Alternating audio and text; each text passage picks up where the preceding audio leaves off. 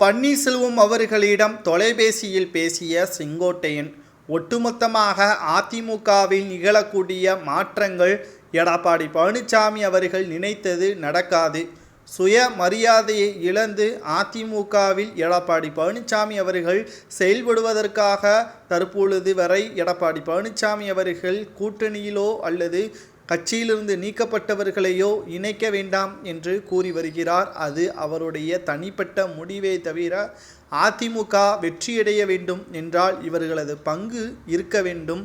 அதிமுக என்றாலே அனைத்து நபர்களும் ஒன்றாக தங்களுடைய பங்களிப்பை செலுத்தக்கூடிய ஒரு இடமாகவும் மக்களுக்கு நன்மை செய்யக்கூடிய ஒரு அமைப்பாகவும் தான் அனைத்திந்திய அண்ணா திராவிட முன்னேற்ற கழகத்தை முன்னாள் முதல்வர் மறைந்த புரட்சித் தலைவர் எம்ஜிஆர் அவர்கள் உருவாக்கியுள்ளார் என்றும் செங்கோட்டையன் அவர்கள் கூறியுள்ளார்.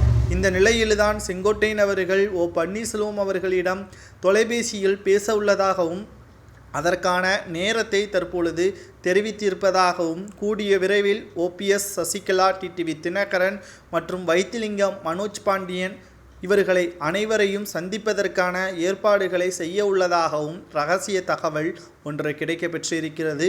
இது எடப்பாடி பழனிசாமி அவர்களுக்கு தெரிந்தால் என்ன நடக்கும்? செங்கோட்டையனையும் அதிமுகவிலிருந்து பொதுச் செயலாளர் என்ற முறையில் நீக்கிவிடுவாரா என்று பார்த்தால் நிச்சயமாக கிடையாது.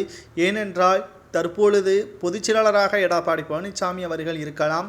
ஆனால் பெரும்பான்மையான எம்எல்ஏக்களும் மாவட்ட செயலாளர்களும் செங்கோட்டையன் அவர்களுக்கு ஆதரவாக இருப்பதால் செங்கோட்டையன் அவர்கள் சாதாரணமாக அவரை கட்சியிலிருந்து நீக்கிவிட முடியாது.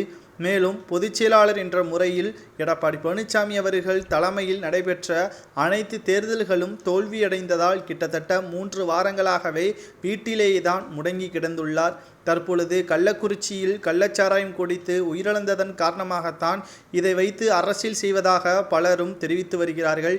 ஆனால் உண்மையில் எடப்பாடி பழனிசாமி அவர்கள் புத்திசாலியாகவும் அரசியலில் கைதேர்ந்தவராகவும் இருந்திருந்தால் மக்களவை தேர்தல் முடிந்த மறுநாளே எதற்காக தோல்வி என்று மாவட்ட செயலாளர்களை அழைத்து பேசியிருப்பார் என்ற பல்வேறு விமர்சனங்களும் அரசியல் வட்டாரத்தில் எழுப்பப்பட்டு தான் வருகிறது.